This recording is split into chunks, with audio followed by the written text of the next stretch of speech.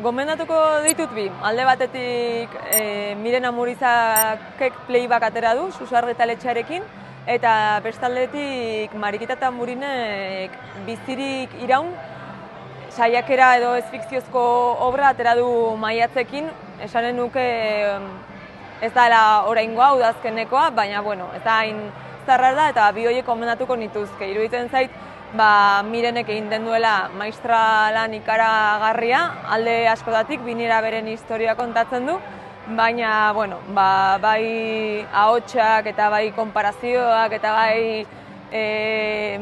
garai hori marrazten du izugarri ongi, hizkuntzarekin ere jolasten du marabillosoki, eta gero Marikita Tamburinek egiten du pixkat bere bizitza kontatu,